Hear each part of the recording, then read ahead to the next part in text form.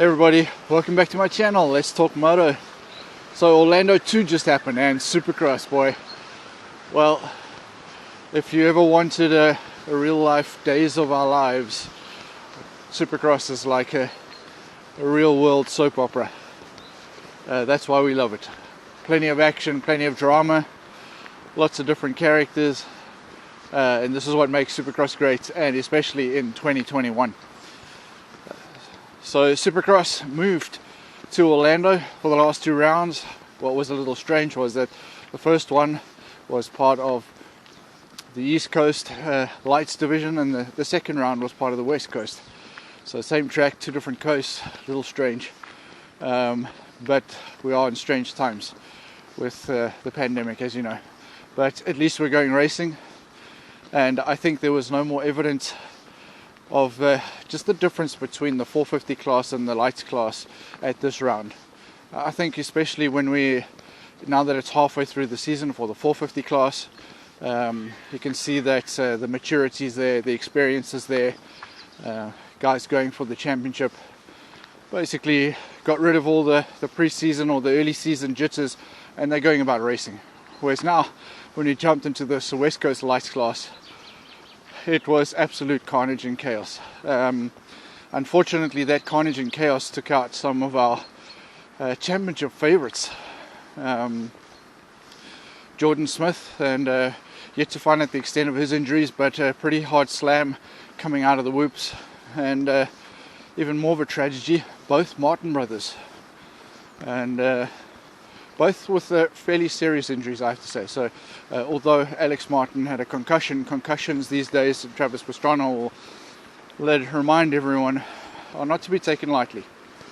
And so let's see whether he makes it back. Luckily he has a 2-week break.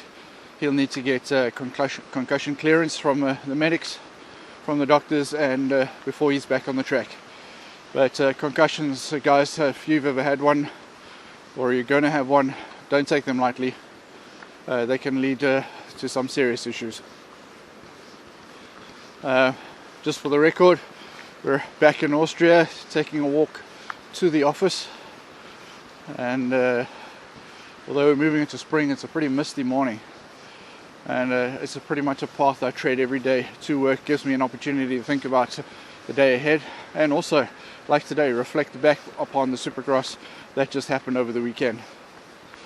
So I mentioned in the video before that it's going to be the Star Racing Yamaha guys again. They're going to dominate the way. Unfortunately, one of the main guys, Jeremy Martin, as you know, went down. He got landed on just in a racing incident. Things okay, took off the start, and it looks like dislocated shoulder, and hearing rumors about potentially fractured wrist. But we'll wait for an update on that. But it was Justin Cooper. Good start after, well, as you know, the race got restarted after the big crashes, and Cooper was able to get back in front both times and dominate, really. Rode so smooth. What we like about him is that he makes fast look easy, and that's always the sign of a good rider, if fast is easy for you. So yeah, dominated that one. And we thought it was all going to be a lot tighter for this coast. But there's a lot of depth. I have some guys that I know that are making their Supercross debuts or are still fairly rookie to the Supercross season. And yeah, they're going close to qualifying for the main event, but not quite. And one of them, of course, the German rider, Dominic Turi, Nick Turi as everyone calls him here. Pretty close, was in a qualifying position, and well, just succumbed to the intensity of Supercross, especially in 2021. But yeah, pretty good racing from the lights class. Excited to see where it goes from here. Can anyone step up? I think Cameron McAdoo's got a little bit more to give, and I think Justin Cooper can't relax just yet. I think he's going to have to watch out for the likes of the Pro Circuit Kawasaki team. Seth Hammaker looked pretty good as well. The youngster is looking, well, like all the hype is supposed to be. So also in the lights class, Garrett Marchbanks. What a ride from him. A Club MX rider, and took that non-factory bike and put it on the podium. I believe it's their first podium ever. So great stuff from Garrett Marchbanks.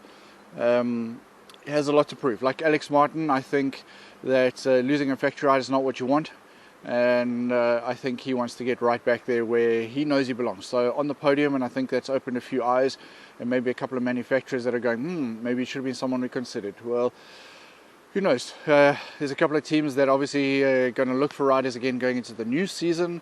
We know that Gas is doing pretty well, so they might look to expand their lights program. We'll wait and see. As well as Husqvarna, obviously also looking to expand going into 2022. So who knows, maybe there's a factory ride for him, but he's going well enough at the moment that I'm pretty sure that quite a few already got their eyes on him, seeing what they can do with him for the next season. So good ride for him to put himself on the box. 450 class, well, it was just the Cooper Webb show. The Webb wagon is back and it's in full flow. A little bit of drama once again in the heat race. Not quite the heat race he would have liked, but somehow I always feel like when that happens for Cooper Webb, we're in for a good main event. It's like the wake-up call he needs to give him that little bit of extra urgency when it comes onto the start line.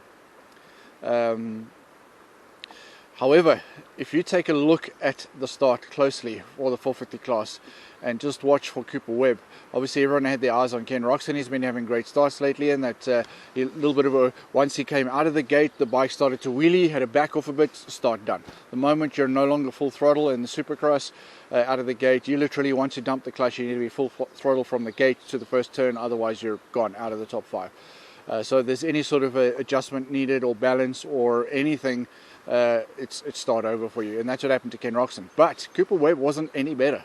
His jump was he got squashed in a little bit, and it just came down to pure racecraft with this guy. His racecraft is unbelievable. And if you watch him, he goes into the turn really not far ahead of Ken Roczen, who was at the very back. But he finds a little gap, sneaks through there, cuts through the inside, gets through the rhythm decently, lands himself on the inside for turn 2, makes a couple of passes there, and boom, before you know it, he's in the top 5. And that's in 2 turns. His racecraft is unbelievable. So, yeah, Cooper Webb, he didn't just go out there because everyone else was behind, and when he actually made that one happen, right from the gate drop, he knew how to find his way through the first turn, and he was lucky to do so.